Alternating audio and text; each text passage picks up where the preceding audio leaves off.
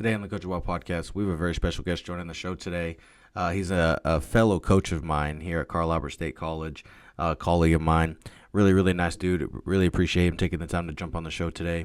And it's in person, too, so it's really cool. We haven't had one of these in a while, so it's really nice to have somebody sitting here and chit-chat with face-to-face, of course. But Coach Kendrick is currently in his fourth or fifth year here at Carl Albert State College. He's the assistant baseball coach here. Prior to this, he spent time in Arkansas, both as an athlete but also as a coach, and so we couldn't be more happy for him to join the show today. And so with that being said, let's welcome Coach Peyton Kendrick to the Coach of Wild Podcast. With the world of coaching evolving and the carousel always changing, we're going to sit down with some coaches and we're going to figure out what they coach, how they coach, and most importantly, why they got into this profession. My name is Casey Wilkinson, and I am your host of the Coach's Why Podcast. That's a great question. That was my Coach's Why. Welcome back to another Coach's Why Podcast, guys. We got a very special guest in the building. Unique situation. We haven't had one of these in a long time when it comes to an in-person. I think we've only had one other one from like episode 12 or 13. So that was like 30, 40 episodes ago. So it's been a hot minute, but back in the flesh with one of our coaches at school. You guys know I'm at Carl Albert now. And so I pulled up my boy here, Peyton. He's an assistant baseball coach here for Carl Albert Vikings baseball team. So he decided to join the show today. So appreciate you doing that, man. How are you doing today? I'm good. We just got done with 6 a.m. stuff, so we're excited to be here, full of caffeine. So absolutely, yeah. Yep, these early mornings, man. Especially now because you guys are in like your off season technically. Correct. So you guys are like just pretty much lifting for the most part, right? You guys aren't maybe some indoor facility stuff, but yeah, hitting. Okay. Well, I appreciate you joining the show. Super excited. Just like every other episode, though, I'm going to pass it along to you. And I'm going to let you tell myself, but maybe everybody else, a little bit about yourself. So, like, where'd you grow up? When did you get involved in baseball? Maybe sports in general, but baseball in particular, since that's obviously the sport that you're coaching now. So I grew up in Mountain View, Arkansas. It's kind of like Poto. It's small. It's like 2,000 people in it. A little 3A school. We were not good at baseball, which is interesting because I just grew to love it like when I was like 5. Yeah. Started playing when I was 5 years old, and I haven't skipped a beat since then. I played every year since then growing up. My dad wasn't an athlete, but my mom was. Okay. She was a basketball player. My brother, he was a college baseball player with me. We went to the same college at CBC there in Conway, Arkansas. So played 4 years there, kind of graduated that 2020 range where I could have an extra year, but I was like, I'm really kind of ready to move on with life, And so I always knew when I was like 7 that I wanted to be a baseball coach. Like it was something that I like set my mind to, and like that's what I wanted to do. I didn't want to do really anything else. And it's just cool to see how life's worked out and progressed towards that. You know, there's been doors that have been opened and stuff like that. And so, so after college, I got a job at Performance Sports Academy. Okay. It's a little facility in Little Rock, Arkansas. Major League Baseball player Dustin Mosley. Oh, yeah? Okay. He runs that, and so learned a lot from him, which is great. And that kind of propelled me to be a GA here. Yeah. So got the GA role, and then after a few years got the assistant role. So now we're here. We're cooking. Yeah, now we're eating now. Yeah. So, going back to when you were in high school, right? Like you said, you're in a small town, small school, right? And so I know you said that you and your brother both went off and played at Central Baptist. When did you realize that you could go play baseball at the next level? Like, so what was your recruiting process like? Do you remember your recruiting process? Who were you talking to? Like, did you have a bunch of people coming after you? Was it a situation? Like, what was that situation like to help you decide to go to Central Baptist, if it was any other reason besides your brother? And just kind of talk about that, like that experience that you had, in the recruiting process, and how you ended up going and why you chose Central Baptist over any other, school opportunity. I think the biggest thing, it's funny looking back at it now as like a coach, because during that time, I was like super young and naive, and I had like no clue, and I probably thought I was way better than what I actually was. Yeah. And so, probably about my 10th, 11th grade year, I had a really good summer after my 11th grade year. Okay. And that kind of really set me up to be able to go play college baseball. I was super undersized though, so I knew that, I wasn't going to be able to go, obviously, Division I or even Division II, you know. And so, I put my name out. Of course, I went to showcases and stuff like that, and I tried to get my name out there. But really and truly, like, it was a few JUCOs and CBC, and I talked to the recruiting coordinator there, Frank Lee, and I didn't want to go JUCO because I just knew I wanted to go to a 4-year. Okay. And it's funny now because I coach at a junior college. Yeah, right. I just knew that was the path that I needed to take. I wanted to go to a 4-year, and I wanted to go to school there the whole time. I didn't want to transfer ever. And so they had a really good program the year before I got there. In 2016, they won the AMC championship, went on to the regional, and I kind of liked the tradition and the way that they were building things over there, and so it was kind of just an easy decision, you know. So yeah. So you talk about like the prospect camps and how you were doing that. Today's world of baseball, and maybe not just today's world, really, I think the last 5 to 10 years, prospective camps has been a huge thing, right? Yeah. And there's always this probably this conversation of, do you actually need that to be seen to go to the next level, right? But it's also, people know, majority of the time, it's usually not a cheap thing, right? Like, you're spending a lot of money to go to prospective camps and traveling or whatever, whether it's Perfect Game or BP or whatever it is. So like, kind of a two-part question here is, one, do you think going to those helped you by being seen to go to the next level? And now as a college coach, do you think that it's important for kids to do those things in order for them to go to the next level and be seen at the by college coaches? I think the biggest thing is, like, for me, because I was at a small school, I think kids don't get seen very much at small schools. Like, if you go to 7A school, it's pretty easy. Like, if you're on the varsity team on a 7A school, like, guys are gonna know you because you're gonna have multiple guys going to Division I probably. You're gonna have a few guys go to Division II. Like, it's much easier to be seen, whether it's social media and stuff like that. And so I would say the smaller the school, I think the more important it is that you go put yourself out there and get in front of coaches. And even if you go to a bigger school, it's not going to hurt, because a lot of people it's a big ocean out there. A lot of people can get lost in it. A lot of good players can get lost in there. And so I do think it's important that you go and you show yourself and just put yourself out there, really, because that's just the best way for coaches to see you. Yeah. Also, little piece of advice, like, if you're a good athlete and you're a good ball player, like, coaches will find you. Yeah. So it is important to go out there and show what you got and go to these coaches and meet these coaches, because it's a huge connection pool, right? Everybody knows everybody. We all talk to each other.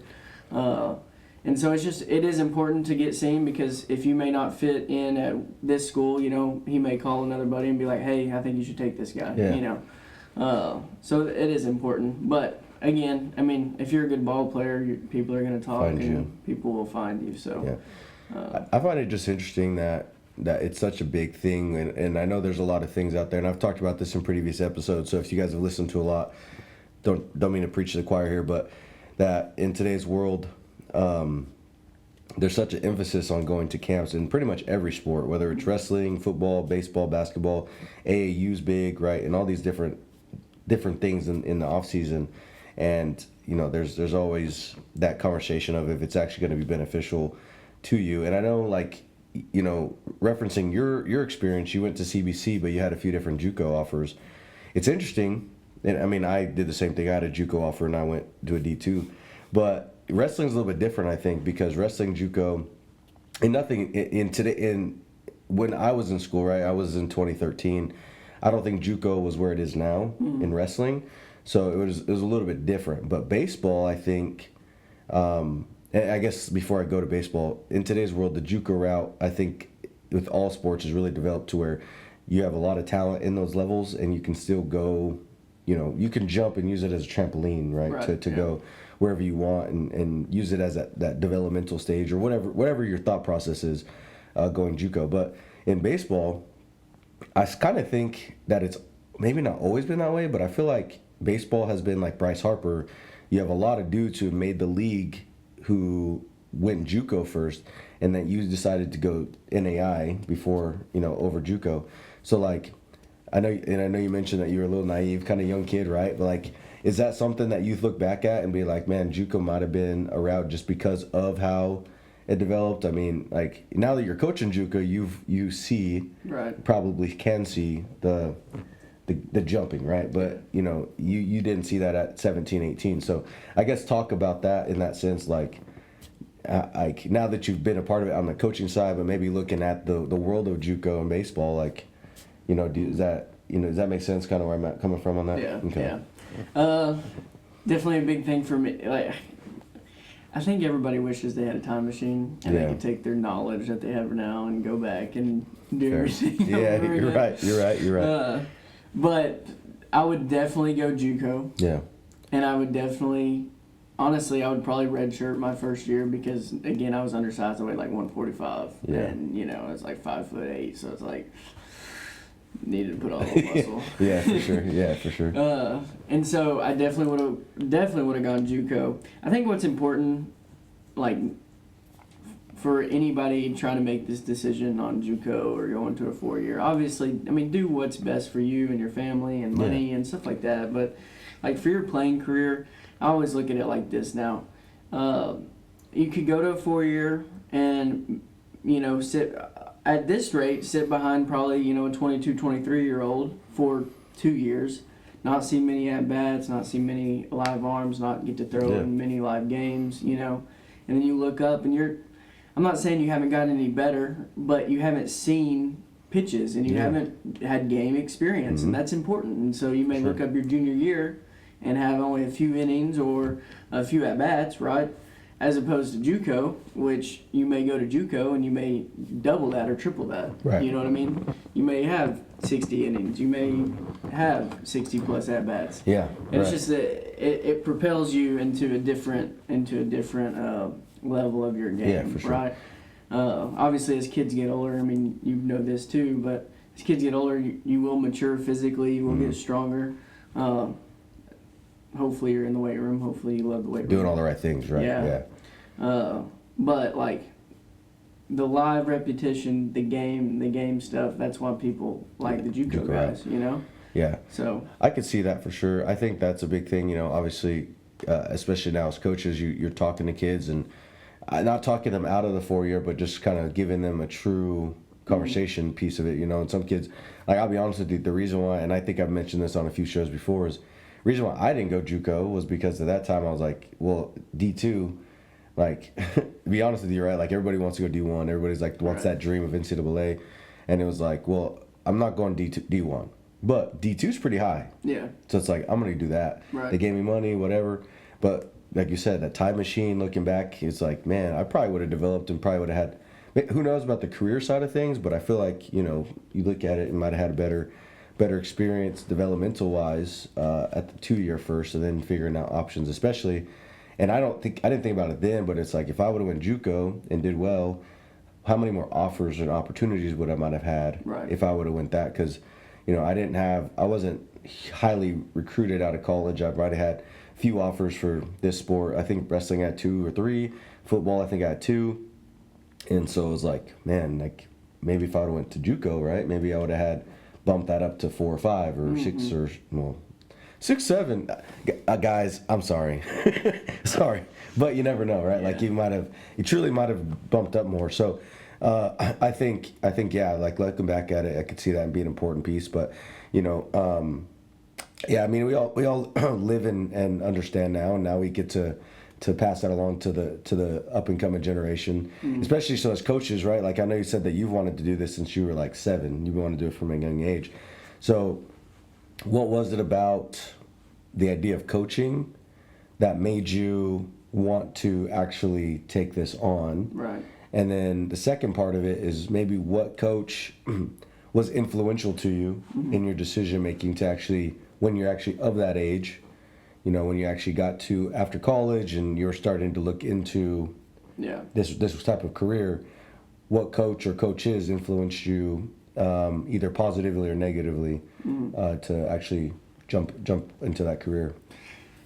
I think it's interesting, like, as I look at my life and how it's gone in the sense of, like, when I was young, wanting to coach, to now, obviously when I was little, it was probably because I wanted to win. You know what I mean? I'm seeing all these guys win national championships. I see people win state tournaments, and I'm like, I'm going to do that. I'm going to be the captain, and I'm going to do that.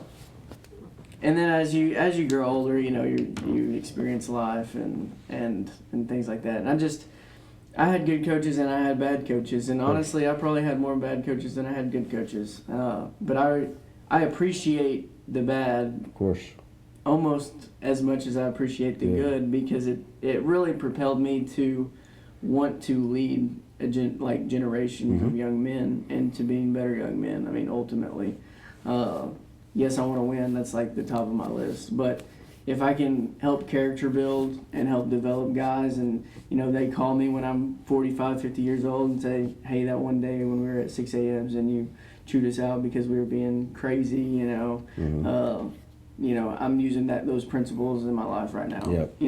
That's like ultimately the goal, right? And I hope I win some baseball games along the way with that. So I feel like if you do the right things and you teach young men and in your case young women, what they need to do throughout their lives, and they carry that with them, you'll win not only on the field, but you'll win off as well. But a big coach for me was honestly my boss, Dustin Mosley. He was my boss. He kind of showed me like professionally how to carry myself. And I think that was a big thing coming out of college that a lot of guys don't know how to do, because you're fresh out of college, you're going to act like a ball player. You're going to have the same mentality as you were as a ball player. So he kind of helped grow me into more of a professional role and like expectations and those types of things. And so it's funny looking back now, we still talk and that's cool. We still hit each other up. So So what do you think is something that you took, which it sounds like Coach Mosley was an influential factor, as you mentioned, but you've had, like you mentioned, good coaches, bad coaches. Obviously, being assistant now, you're under or working with Coach Pooley here. But what do you think is something that you have implemented from any of your coaching experience, from any coaches you've worked with or maybe played under, that you feel like kind of two-piece? One is that you've implemented on like the game side of things, right? Maybe the strategy side, lineup side, something like that. Maybe even drill side, right? That you feel like is beneficial. But then also, what do you think is something that you've that you've implemented for off the field stuff? So whether it's how you carry, whether it's psychological, whether it's mental training, whatever it is, right? Maybe something on and off the field that you've taken from coaches, or changed from coaches that you didn't like to implement into your coaching style now. I'm gonna go with the second part of that question first. Okay. Yeah. I love the word integrity. And the definition of integrity is doing the right thing when nobody's watching. Right. And so I hope that guys understand that that's what we want from them. Coach Pulley's big on integrity, and so I try to help him implement what he wants, of course, but we really harp on stuff like that. Like this morning, I told the guys that we want to build good days after good days. When we have a bad day, that stalls us out. So we're trying to stack good days to reach our goal, right? And so that's a big thing for me. And just, honestly, just leadership in general. Like, I feel like all men can lead, right? I just think they have to learn how to lead and learn what type of leader that they are. Some guys aren't your rah-rah guys. Some guys aren't. Sure. some guys are quiet, you know, Yeah. but you can still lead in a way that you're taught, or the way that your personality is, you know. But I guess on the field, a big thing for me is base running. Okay. I love base running, so I do the infield base running, and then I help with hitting. Okay. I love infield, but I really love base running. Okay. Because I was slow, Okay. but I was smart. Yeah. Okay. And so that kind of helps. If you're smart on the base pass, like, yes, it's going to definitely help if you're fast. It'll definitely help. But smart base runners can honestly outweigh a dumb fast guy. Yeah, for right? sure. Yeah. So I just like to implement. We do, and it's a new school. It's called New School Lead. We do Okay. New School and Old School. Old School is like your regular 12-foot lead. New School is like it's like a hybrid. Okay. So you start at a 6-foot lead, and it's kind of like a side step Okay. to try to time up the pitch. Picture. Yeah. Okay. And so if you do, you get it, you can take the bag pretty much Yeah. 95% of the time. Time. You won't get thrown Yeah. out. Hmm. But my first year we were here, we didn't really implement this stuff. We were really good offensively. We really were. We had an All-American that year. Okay. But we only stole like 40, 50 bags. Yeah. And in the last 2 years, I think it's been like 104 and 108. Oh yeah. And Sure. so we're trying to. The goal this year is like 125. That'd be great. Okay, So yeah. about 125, 130. So, but that's a process too, because like we work on that almost every single day, because if you don't, you'll lose Yeah. it. You lose know? the habit. And so, and I love the weight room. Mhm. So something I learned, I did an internship at Performance where Dustin was out under their strength coach. His name Okay. was Cord Simpson. He's actually at a high school now in Little Rock. Okay. It's a Episcopal Collegiate High School, little private school there. But Fair. he really taught me just everything about the weight room, right, that I know now. And obviously I got addicted to it, and so now I'm looking stuff up, I'm reading stuff, I'm trying to develop my knowledge on that. But I love just getting guys stronger, faster. Yeah. Because like there's a difference between like wrestling, and obviously there's a difference between wrestling and baseball. Right. And the way that you would lift, it's just different. Like wrestling, you need in my grip strength is like going to be number one, and you want a lot of upper body strength because you want to be able to obviously pin guys, control. Yeah. Lateral quickness is good, and just quickness off the block. Like you're not looking at speed, and like speed is in like you're running 60 yards. You're looking at right there, like a little 10-yard burst, right? And so it's just different. And then baseball is you're running a maximum of, if you had a double, that's 180 foot. Yep. 90, yeah. And so that's 60-yard dash. Yep. So that's how we usually train at a 60-yard 60-yard dash capacity. But it's a bunch of quick sprints. So pitchers train because they're throwing as hard as they can for about 80 pitches a game or more. So you have to train them differently as well. For sure, yeah.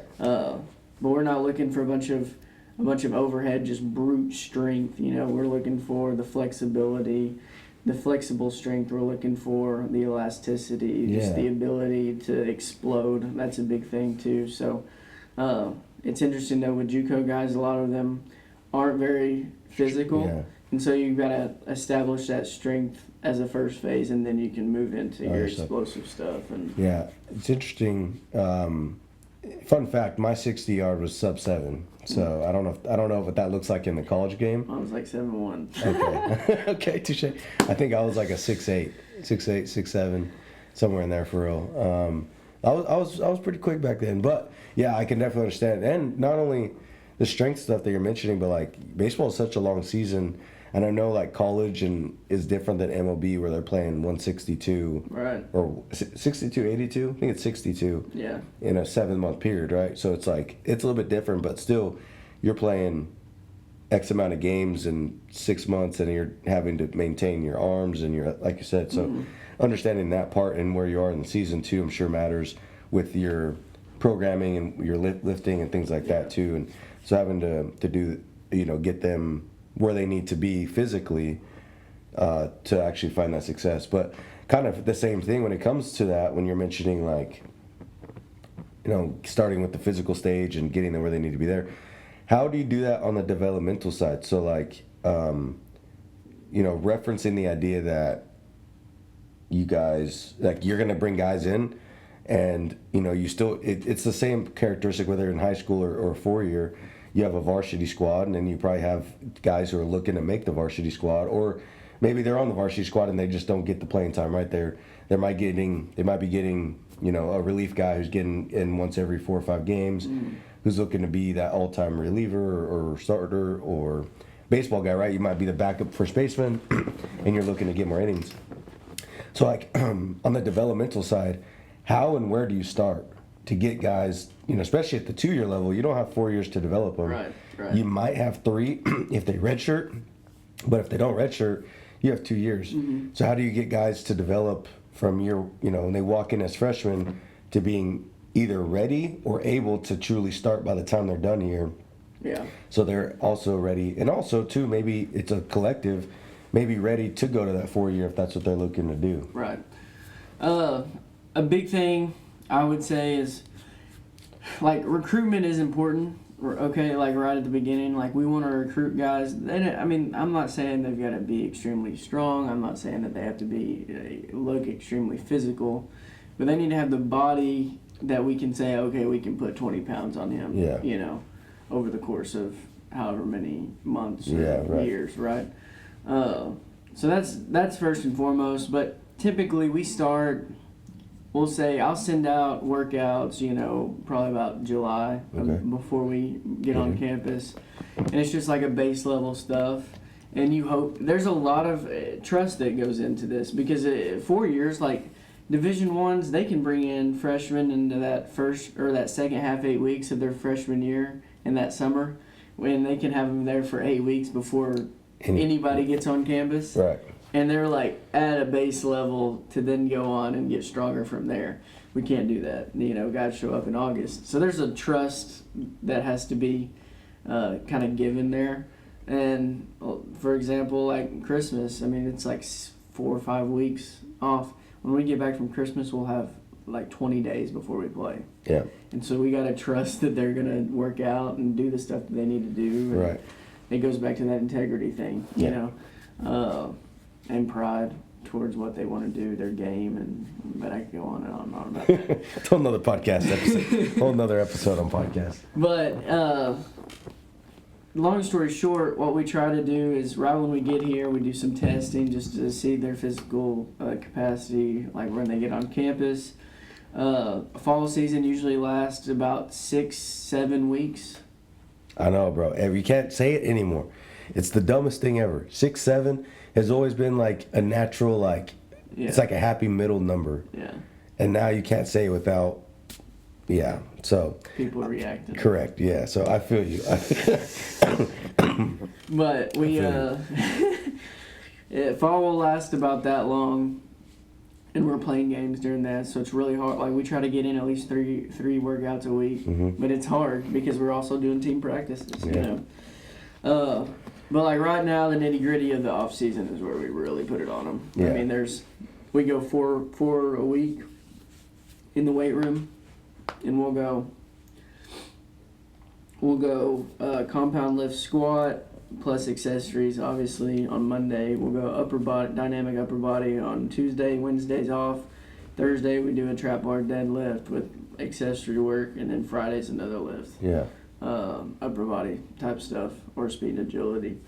And so now it's like the nitty gritty, because I think this training block's going to end next week, and then they go on a whole nother training block. So right now we're just in that strength phase, trying to get guys stronger, and then we're about to go to more power phase. Yeah.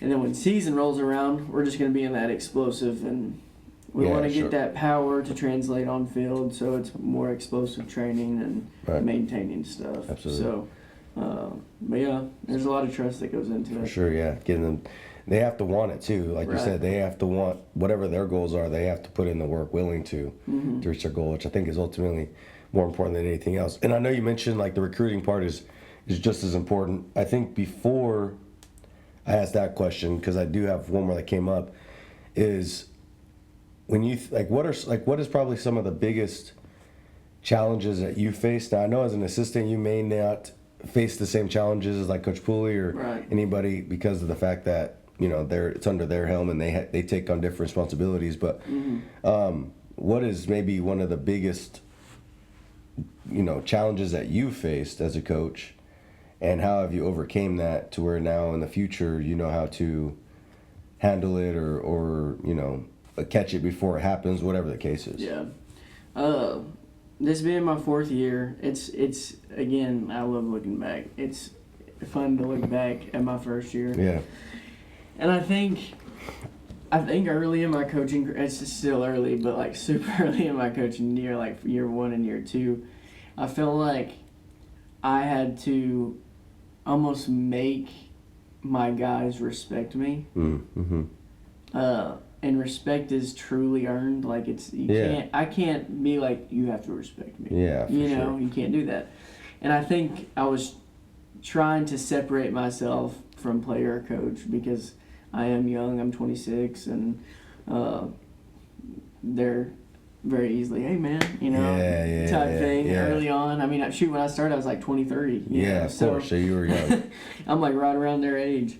And so I think, like, learning how to navigate the respect thing and understanding, like, I don't have to be like a super dominant person and like overstep and try to be a turd to these guys, their respect will come naturally. Yep. I mean, if you're truthful with them and if you respect them, they'll respect you, For right? sure. Yep. And so I think that was the hardest thing to navigate early on because I just expected, well, I'm the coach, so they're naturally they're gonna give me that respect. Yeah. Well, it's not how that works, Yeah. And so that was the hardest thing to navigate. But as of now, I feel like I've mellowed out and sure. I've really learned how to talk to guys. And Yeah, you are pretty nonchalant. Not gonna lie, you're pretty chill, which is a good thing. I know it's interesting though because I feel like baseball. And I feel like maybe it's every coach, but there are some coaches who just carry that, like, they have that chip on their shoulder everywhere you go and everywhere they go, and you can tell. But, like, yeah, I haven't seen you on the field really outside of the World Series, like the game that y'all had. So I don't know exactly how you are on the field, but I feel like I could kind of see that maybe, like you're really chill outside of it, and then maybe it turns a switch out there. Yeah. But at the same time, though, like, I've seen some of your GAs this year. Like, when I was out there watching, like, they were a whole nother person, like a whole nother person, like Johnny Boy, like a whole nother boy when he was out there, right? And I know he said he was like, I was just nervous, and which is fair. I mean, he's managing a team for the first time against each other at the college level, sure. But, like, I can definitely see that. So, yeah, carrying yourself a certain way for the whole time or whatever, or like you said, just kind of navigating through being that young coach can be difficult, Mm-hmm. But I'm glad to see that that's kind of been, you figured it out. Yeah. And now it's just like, do your stuff. Same thing on the coaching side, though, is like, you just do your stuff, show up, do all the things that you're supposed to do, show that you're there for them. I think that shows more than what you know on the baseball field, which obviously you have to know knowledge, of course, but the respect comes from how you treat them, your integrity, what you're doing right, what you're holding yourself accountable for. All those little things will kind of carry, probably, I don't know, maybe not, but I feel like a little bit more than just like, do you know how to coach me in this particular situation, because I'll tell the girls, like, there's some things that I'm not very good at. Yeah, I didn't do, I wasn't like expert in, there's one particular move, like in freestyle, there's an arm spin and an arm throw. I'm not an arm spin guy, but the girls want to know it, so I pull up one of the girls, I'm like, hey, I'll be honest with you, I know it, I can talk to you about it, but it's not something I'm like proficient in. So I'll talk you through the steps of like drilling it. Mm-hmm. But versus arm throw, I can get in there and I'll actually show it and I'll get after, right? So like, I think that's also shown, like, I think the girls respect that too. Like, I'm not going to sit here and try to lie to you about something that I really am not that great in. Because then they can see through that. Correct. Yeah, they can see through it. Kids are smart. Kids are smart. Even though they have this brain rot stuff that they talk about. They talk a lot of smack about whatever brain rot and iPad kid and all that stuff. They're smart.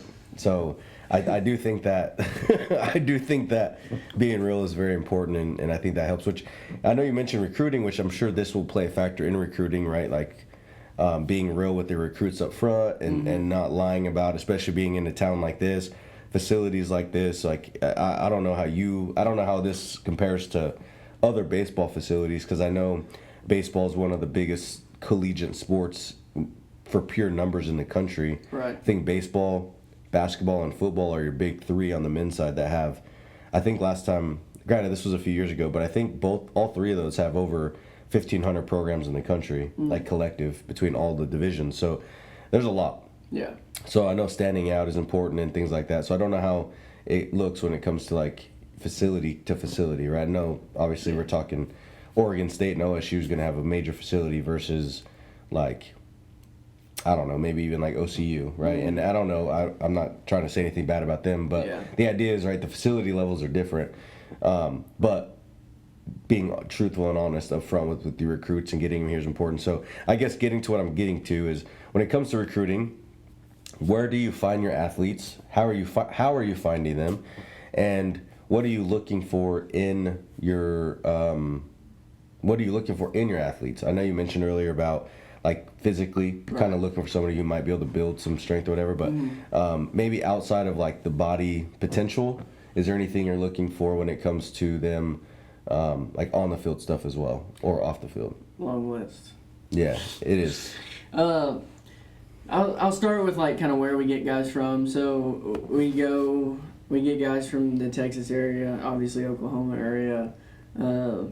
Sometimes we'll pull Arkansas guys. It's kind of weird because Arkansas, I mean, I'm from Arkansas, so I guess I can call it weird. But it's weird because there's a bunch of JUCOs now in Arkansas, and it's really just hard to pull guys out of there because your top tier guys are going to go probably they just had National Signing Day the other day, and I just saw guys go to UCA and Southern Miss, and a couple guys signed to Arkansas. Like, if you grow up in Arkansas, you're going to want, like, from the time you're, like, 5 years old, you're going to want to play at the University of Arkansas. Of course. Like, that is the thing. Razorbacks, you know? yeah.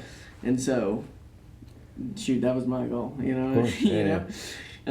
But it's interesting because they do have such a big pull on guys. And obviously we're not recruiting the same guys they are. I mean, obviously we'd love to have them here. Of course, yeah. But if Dave Van Horn calls up a guy and it's like, I want you to come to Arkansas. He's an Arkansas guy. He's gonna say, okay. yeah. He's got the leg up. So Arkansas is weird because there's a lot of JUCOs there, a lot of new programs there, and Arkansas is not that big of a state. Yeah. And so it's just they can pull guys, and it's not very big in baseball. Like Northwest Arkansas is big in baseball, Central Arkansas, and then the Jonesboro area. But like all the small high schools, like you'll have one or two guys that want to go play, but not really more than that, you know. And so, anyway, long story short, we'll have like one or two guys from Arkansas. Next year's recruiting class, we already have one guy signed from Arkansas. I think we're working on another one. So typically like 1 to 5 guys from Arkansas, but we pull a lot from Texas, we pull a lot from Oklahoma, and then we pull a lot from the DR and Puerto Rico. And people always ask like how that works and stuff. It's just, like we said earlier in the podcast, like there's just connections. Like you meet people, you get their phone number, and then you just start talking to them. Yeah. And that's just how most recruiting works. To be honest, like I'll have high school coaches call me. I had 2 call me yesterday. Hey, I got a few guys that I want you to check out. And so that's like a big portion of what it is, but also a big portion. Secondly, would be social media, Twitter. True. Yeah. Instagram, stuff like that. And then I think the third would be off of showcases and stuff. Because ultimately, unless you're coming to our showcase, it's hard for us in season. Only really summer is like the big part where we can actually go and watch. Right. And then there's like millions of showcases all across the United States. So then it's like, okay, well, which one are we going to go to? You know, and so that's why that one's third. It's because it's just kind of sometimes difficult, unless you do come to us, right? Yeah. And so, a big thing that we look for pitchers, for example, I mean, obviously we want guys that are like 90, 92, you know. Yeah. It'd be great. I asked an old head one time. I was like, "Hey, what do you look for in pitch?" You know, he's a great pitching coach. And I'm like, hey, "What do you look for in pitchers?" Big, tall, 92. And I'm like, okay. All right. That's everyone, dude. Yeah. Thought he was gonna give me some great advice. Yeah. You know? But I heard a pitching coach on a podcast this week call this a disease. Okay. So it's called. Basically, you have the disease if you can't throw a strike. Oh, yeah. So, like, obviously, if you throw 90, 92 and you're not in the zone, that can't help, really, right. You know? If you're 80, 86, 88 and you're in the zone with 3 pitches, that's going to get a lot of guys out at our level. For sure. Like, a lot of guys out. And then we're big on development, so we think we can develop you into a guy that's 90, 92, you know, after 2 years here. So, we look for guys, number one, who can pitch, who have 3 pitches, all in the zone, fastball, breaking ball, changeup, fastball, breaking ball, splitter, something like that.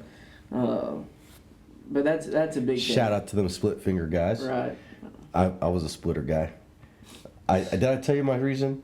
Yeah. I think I did. Yeah. You couldn't throw a changeup. No, don't say that to me.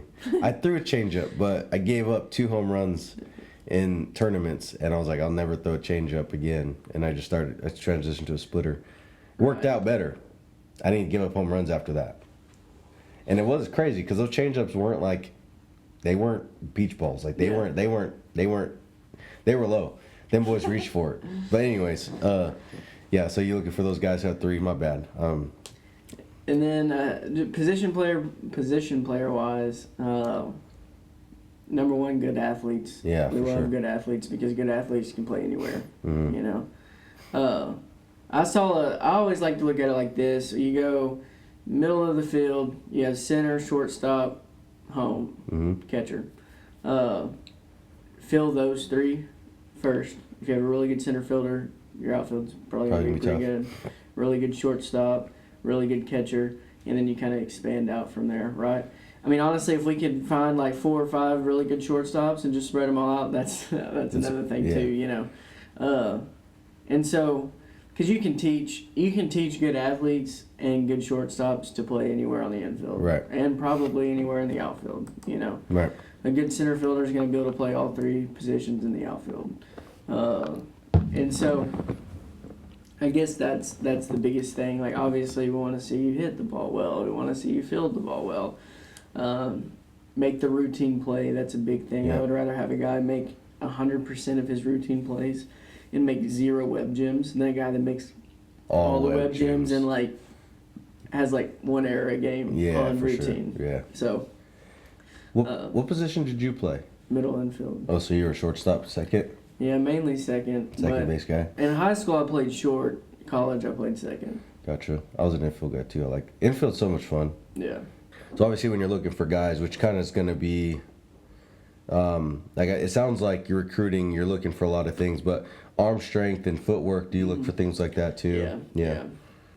I love a good arm. Especially from short or third, like. Yeah, because if a shortstop has a good arm, okay, for example, say a shortstop doesn't have good arm, he's not very fast. Like, he's fast for his high school shortstop position, or he doesn't have very good lateral quickness, or maybe his feet aren't the greatest. Yeah. Like, they're not bad. Third base. Really? Good hands, good arm, third base. Because you don't have to be much lateral there. True. You know, you have like 2 steps to the right, and then you have like 4. Yeah, 2 steps to the right, and then about 4 to the left. You know, until your shortstop's going to get there. Really, the only quickness you really need is downhill quickness towards the ball. Yep. So, and then it's kind of the opposite on second base. Like, say the arm isn't very good, but they got lateral quickness. They can get to a spot when a ball's hit. Yeah. So that makes sense. Third base definitely more arm, a little bit less mobility. Second base is mobility, but less of an arm, right? That's fair. And then like how you said, you kind of span out from there. You'll go to the corners, you'll go to your outfield, your right and left field.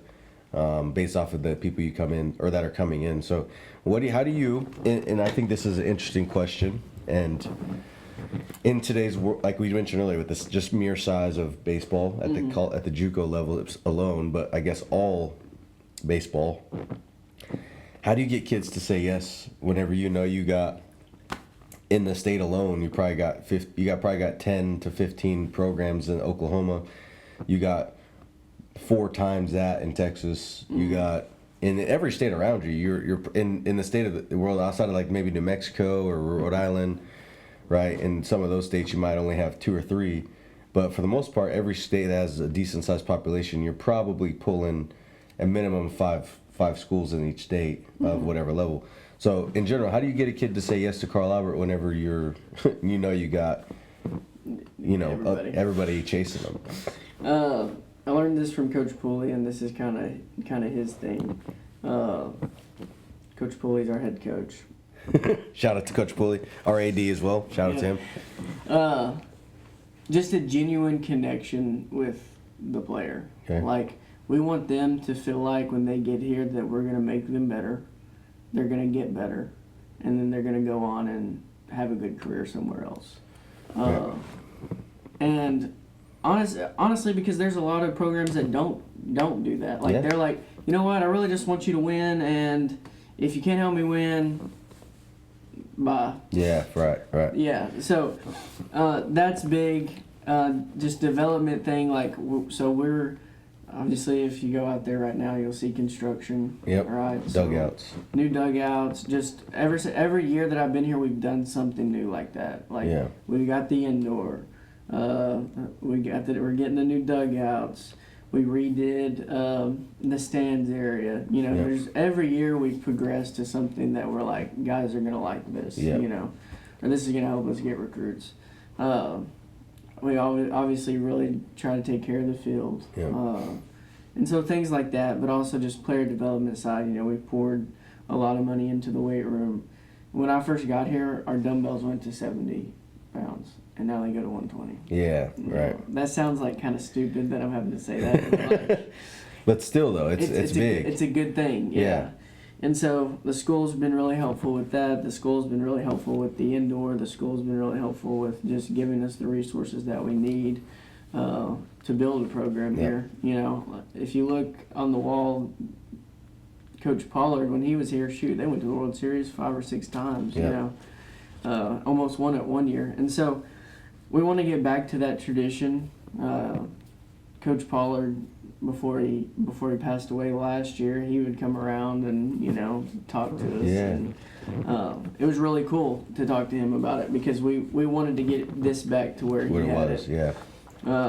And it can happen, and so we're believing that, and that's why we're pouring into like the TrackMan data, we pour into Rapsodo, video, and I think the final biggest thing that we try to pitch to guys is like, we want guys to go play after this, and so we're going to help you in any way you can. As long as you take care of your business, do the right things, help us build this program. I mean, we'll owe it all to you back, sure. So I think that's a big deal at the JUCO level, being willing to help them get out of here to where they want to go, or even just open more opportunities, whether they take them or not. Right, but we did our part on the coaching staff of making those phone calls, sending those emails, trying to help them go is huge. So I could definitely appreciate that. Yeah, I think the school support and the school funding, whether you're looking at funding or support, is important. I mean, you have the president here. We don't have a whole lot of sports, so I think that also helps with the support from the people, just because we don't have a whole lot of sports, but them showing up to our events, them promoting us, them willing and wanting to help the athletes, as long as the athletes are willing to put in the work, goes a long way. And so there's definitely some pros to that as well, right? And that definitely, I think, helps out a lot. I mean, you guys were 39-14 last year or something like that. You guys were pretty solid. So it's not like you guys are not winning games. Right. It's just like anything else. I think any sport, you can make playoffs, but like, can you close it out? And it's not, and I don't mean that in a negative way, but it's like, that's just how all sports are. Right. You can make it there. I'm a Mets fan. Like this year, the Blue Jays I thought were the best team in the league, and they couldn't close out the Dodgers, right? So I just think that it's just like anything else. It's just like once you're there, it's anybody's ball game. And I think that with you guys have found that success, which I think what I'm getting at is I think that also helps out with recruiting, which could be wrong or right. Yeah. But showing that you've had some sort of winning culture, especially recent winning culture, I think also probably entices some guys to like, I kind of want to go be a part of that. You know, I think if I go there, maybe I can be an accessory to getting us to that next stage or that next level. So I think that's also a big deal too. I find it interesting that, and this is like my own kind of thought process on, the stages of winning and whatever and so on and so forth. So, my first year we had a really bad year, right? The next year we made progress. Last year we made even more progress. This year we're hoping we make even more progress, right? But then it's like, okay, so you win a regional, you win a district, you win a World Series, then what, right? Yeah. And then after the World Series, this is just my own thought process.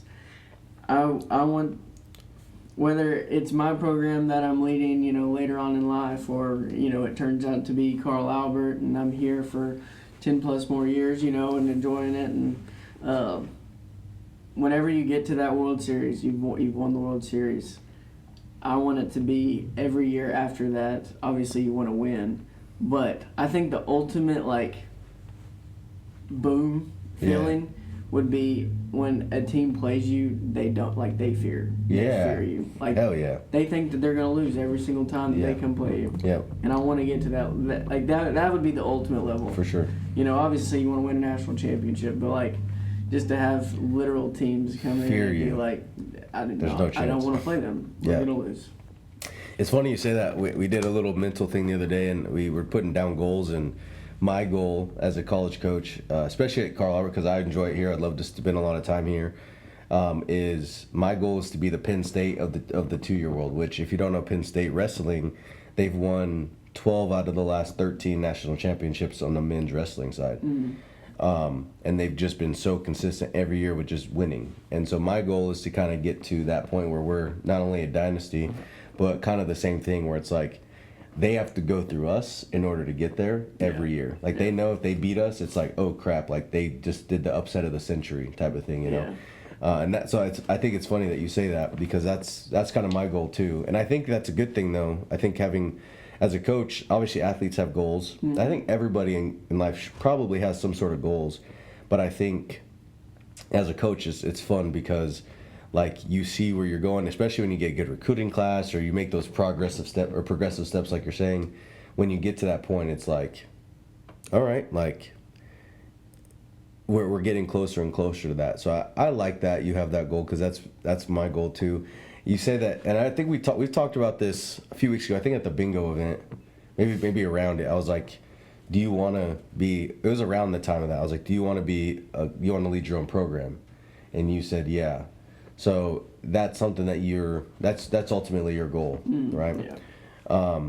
So before I have a few more questions to end this thing, but before we do that, I have a question for you on your journey there. How do you? Obviously, you said it could be Carl Albert. It could be, I don't remember exactly what you said. Maybe it's just the right opportunity, but that's obviously your goal, right? So how do you feel like you're preparing yourself for that? Is it just being Coach Pulley? The more experience you get, the more comfortable you're going to be. Yeah. I've definitely learned, a lot from Coach Pulley, and he's really helped me, and I can tell that from the first year to now, I've grown a lot, and I've learned a lot. And I don't think when I was early in my coaching career, again, I'm still early, but when I was in those early stages, I always thought that I had to be ready for it. And then Tony Vitello said, you'll never be ready for that job. You just have to go. You just have to do it. And so I completely agree, but I also feel like there was maturing that needed to be done before I was ready for that role. But at this point, I can tell that I mean, I don't know everything, and I won't know everything, and there's going to be times when hopefully I am a head coach that I'm like, dang, that was really dumb of me. Why did I do that? Yeah. And there's decisions that you'll have to live with. Absolutely. You know? And so, I guess, yes, looking for the right opportunity is the biggest thing, because, like, for me, I don't want to have a career killer. Yeah. Like, I don't want to go to a position, because ultimately, like, yeah, I want to lead my own team, but I want to do it at the highest level I possibly can. Yeah, you know? for sure. And so I don't want to go to a situation that's going to kill my career. I'm going to get stuck there, or I don't have the resources. Yeah. You know. And so you gotta be smart with your decision and when to take that jump. But I definitely do feel like I'm trending in the right direction. For sure, yeah. I'm excited, and obviously I'm excited for this year and for sure what everything's gonna happen. But yeah, I just think that you never will be ready, but it's just you do have to mature a little bit. For sure, yeah. I gotta know, right? You have to learn from some mistakes. You have to be right. Yeah, you have to know exactly. Absolutely, yeah. You'll never know everything, but you got to just be. You just got to give. I told somebody the other day, like, if you have the passion for coaching, you'll find your way to the right place. You'll find your way to the right position, whether that's a position guy and you just love coaching a position, or if you want to be the HC, you want to be the head guy. You'll find it. It's just, you know, knowing when the right opportunity and the right place is there. So fair.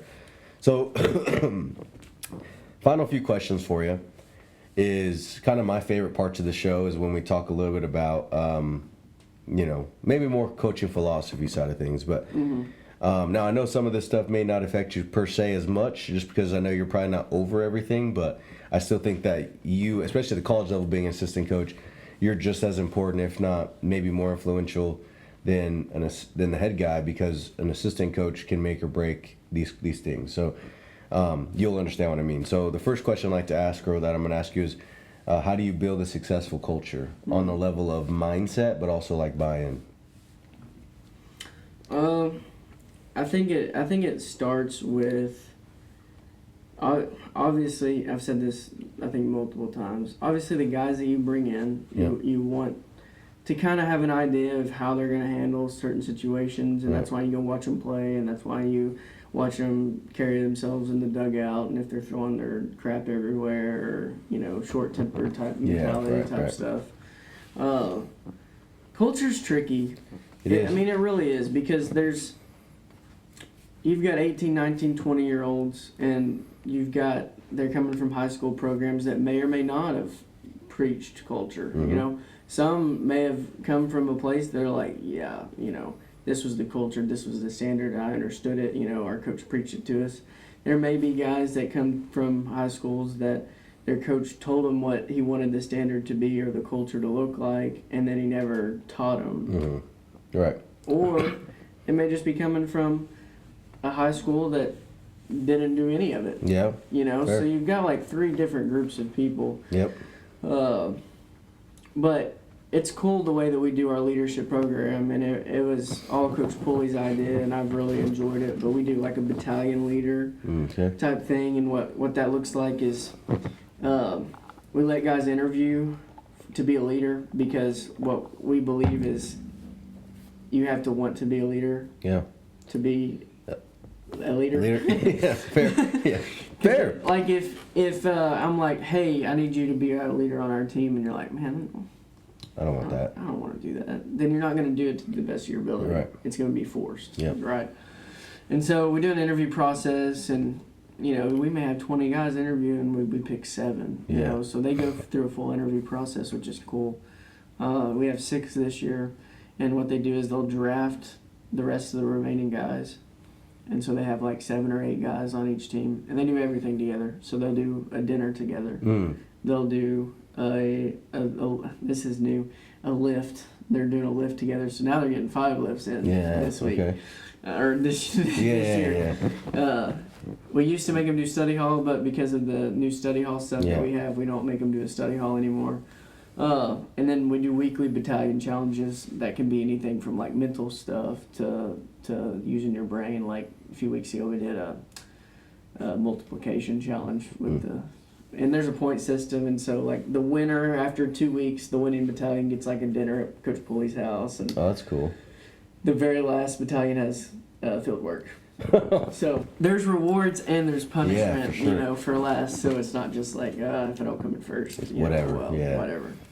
So that was implemented my first year, and I've really seen it kind of help change this program, just because you have leaders now, and you have leaders and they go through a class with Coach Pulley, and Coach Pulley leads them through a book and stuff, and they get to learn a little bit more about what it means to Be a do leader. the things that they do, and those guys are the guys that understand our standard, and they preach our standard Absolutely. to the other guys. So It's big. That's awesome. That was actually really cool to hear. You can see the interview process is cool, but I like the battalions and have these competitions and stuff.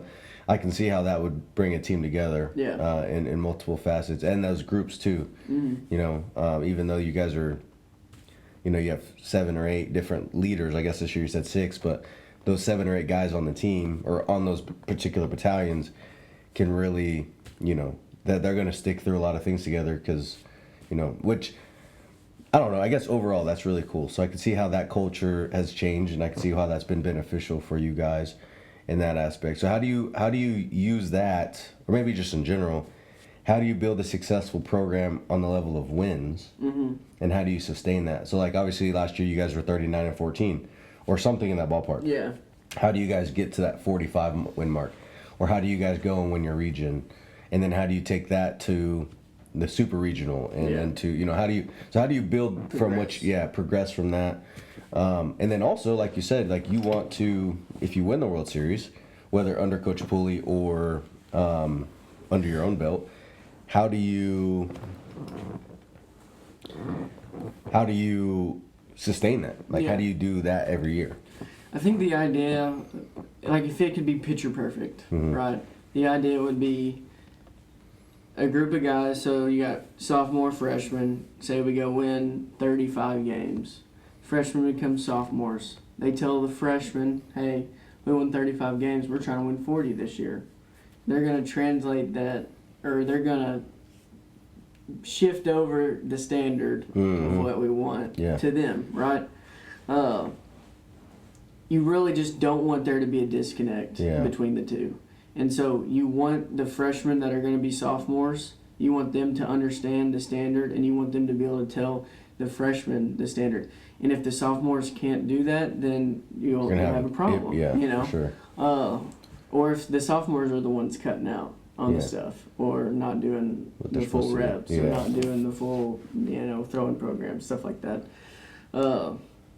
But baseball is so interesting because you could have a really good team and you could go out and lose 20 games. And I think it just solely comes down to, in that standard, just how you carry yourself on and off the field. You could be the most talented team in the world and hate each other's guts and only win 5 games. Yeah, true. And you may have a team that's not as talented who loves each other go win 45. Yeah.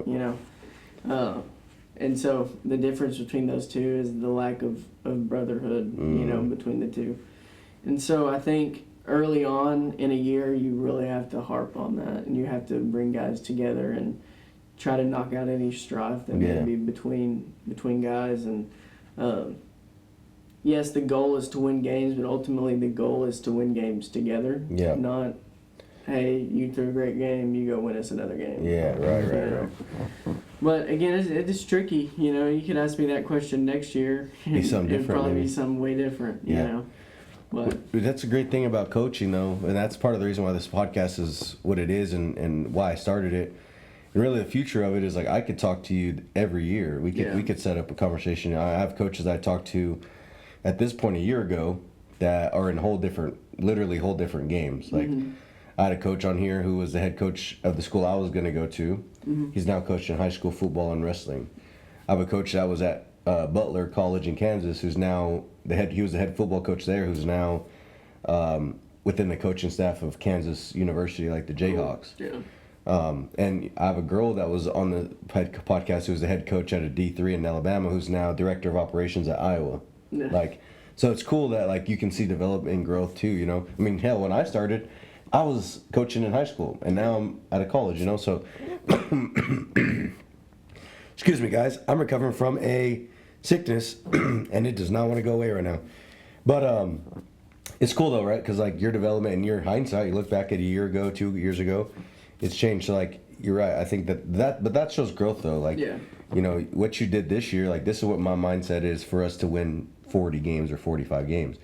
And then after the season, it's like, well, that either worked or didn't work. And then you can look and be like, was it the brotherhood part? Was it a coaching error? Was it game strategy errors? Was it like whatever it was to not allow that to be the case, right? And you can kind of pinpoint maybe a few, especially in baseball, since you have 50 games a year, you can figure out, well, why didn't we win 40 when we were so close or whatever. So I think that's the greatest thing about coaching is that you can, every time somebody talks to you, you can talk about something new. Yeah. And so that's absolutely a fair point that you just mentioned there. So, yeah, I mean, I think that when it comes to that, you know, my goal is the same thing. I think most coaches' goal is to how to maintain it. And I think as you develop, it's just a matter of being honest with yourself as a coach and what in your staff and be like, this is where we screwed up. This is where we need to get better. Maybe it was recruiting class. Maybe it was whatever it is, right? You got to be able to hold yourself accountable to fix it. So that's absolutely fair. So I have my final question on the philosophy, and then I have some fun questions for you. So my last question is actually the name of the show. It's The Coach's Why. So why do you do this? What's your coach's why? I love the connections that I have with my players, especially after, you know, like I didn't realize this until I got into coaching, you know, but I still talk to guys that played for me 2-3 years ago, and they're telling me how their lives are going, and I'm helping them find jobs, and I'm being the what's the word? Resource? The person on the resume, you know. Oh, yeah, reference guy. Yeah. Being the reference, and I don't know, that's just really cool to me because I'm seeing what was young men become older men, you know, and getting engaged and getting married and having families and stuff like that. And so that's ultimately really why that I'm doing it for the guys. Do it. So. That's get you hyped up sometimes, you know. I love that. I had a kid, you know, my coach in high school who went off and now he's wrestling at a D2 school. We couldn't beat this guy in high school. You know, we trained hard. We tried to beat him. It wasn't just me. I had a club coach too, but we were really trying to beat this guy, and that guy was undefeated all year, and we were trying. We couldn't beat him. And, you know, last year, I think it was his freshman year of college, he went out and beat that guy in college, which obviously is not like, I know he had a lot of development. There's neither here nor there. I'm not taking any credit for the college win, but it's cool because he texted me after I saw him, and he was like, hey, thanks for being my coach, and like, you know, everything you did for me, getting me here, like helping me, not getting him here, but like helping him in the process. Right. So it's pretty cool to like get those texts, you know, just random out the blue. And he sent me the video, like just randomly, like, hey, look who I beat. And it's like, it's really cool to be like, hell yeah, bro. like it's cool to be a part of that. And I have, you know, I feel the same way. It's really cool to be that process, and that's what our job is not only to find success on the field or for me on the mat, but ultimately it's to build people to being better people, you know. And not all coaches do that. Some people are here for the glitz and glory, and they just want to win. Which is kind of why, if you think about it, I don't know, I've said this kind of on podcast before, but I'm almost worried about going to that high level of D1. Right. Not because you don't love the game still, but you have almost more of this, not only expectation, but I almost feel like you have kind of this, like, can you still love it the same way? Because you have maybe more pressure, you're making more money, which obviously we all want to make more money coaching. Yeah. Like, that's not, like, no one's getting rich doing this unless you are that crazy high level or whatever. But the idea is like I can kind of see like would that be something I would still love if I was at that highest level, just because of all these outside resources that may take you away from it, right? Yeah. And that may not be the case. Obviously, I'm not there to dictate that, and I haven't really talked to any coaches about that. But I mean, you also maybe have different fires. Maybe there's different fire from different areas at that high level too. That's maybe different from a D2, D3, JUCO, NAIA, whatever. So that's But yeah, I really like that. I really like your why because I can appreciate that. So, but with that being said, we have a few more questions. Do you like that? Do you like that fire there? If you guys are still watching this, if you're on YouTube, make sure you guys HTB, hit that bell, like, subscribe, all the 9 yards. If you guys are an audio listener, so Spotify, Apple Podcasts, wherever you're listening, make sure you guys hit the stars, leave a review, say what you got to say, and whatever you say with your chest, because Coach and I want to hear it. Hey, bro, you gotta have a little interlude, But my final few questions for you, just because they're always fun, is I have two, I think, off the top of my head. Who is the best baseball player of all time? Currently, or of all time. Shohei Ohtani. Like you want to say like some old head like Babe Ruth or somebody like that, but there's like what we're witnessing right now. Fair. Is literal greatness. Fair. Okay. I mean, his World Series game where he struck out 10 and hit 3 bombs is impressive. He's throwing 100 miles an hour. It's the most insane thing I've ever seen. Fair. So who's your favorite player of all time? Who's your GOAT? Maybe not GOAT. Who's your favorite player of all time? Growing up, my favorite player was Brandon Crawford. Oh, okay. Giants shortstop, boy. Yeah. San Francisco Giants fan. Yep. Giants fan. Back to Buster Posey, that whole squad. Yeah. Tim Lincecum. Yep. Mike Pence. Yeah. Yep. Okay. Man, what a ride. Those 4 or 5 years. Yeah. Man, I didn't hate the Giants, but they for some reason were irritating to watch because they were just winning. Tim Lincecum, Madison Bumgarner, man. Yeah, Tim Lincecum. Good years. Bro, he just fell off, but he was a Hall of Famer in those 4 years, right. that's that decade or however long he was there. So, okay, fair. So, Brandon Crawford. So, final question for you: what state produces the best high school baseball? Good question. I'm gonna go with not Alaska. Okay. Probably too snowy. Probably right. I'm just joking. I like how he's gonna name it off every other state. Yeah, we're gonna go 50-1. Just real quick.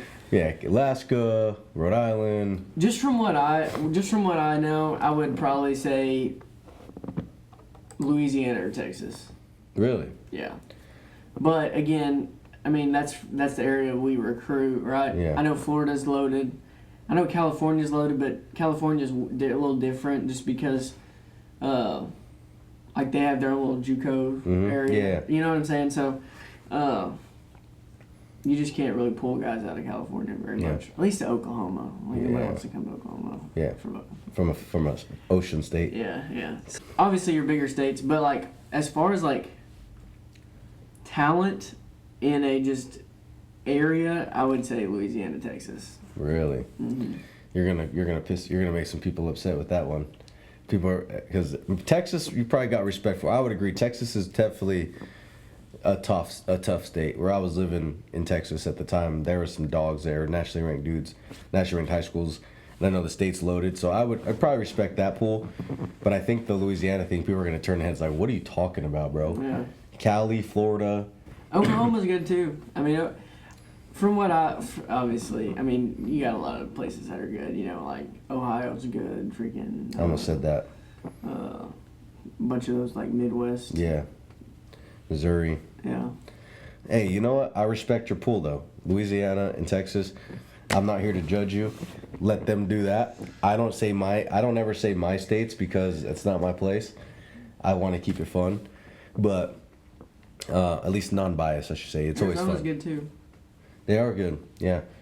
Arizona's a good state. The states I was gonna say, like after those, you literally called out. I was gonna say Arizona's good, Ohio's good, outside after Florida, Texas, and California.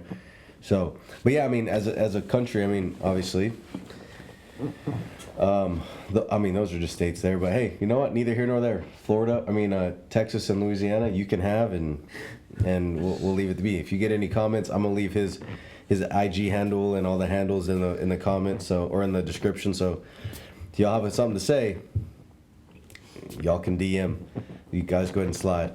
But thank you guys so much for listening to this episode. Coach, I appreciate you jumping on, man. It was fun. It was good. Enjoyed it. Yeah, for sure. We'll if we could get you back on here at some point, we'll talk a little bit more, maybe X's and O's, or maybe For sure. Yeah. we didn't talk a whole lot about the baseball as a sport. Yeah.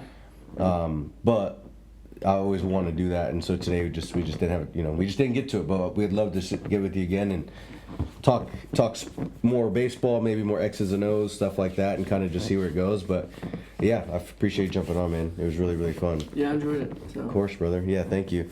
With that being said, guys, thank y'all for listening and watching. We'll see you guys in the next one. Peace.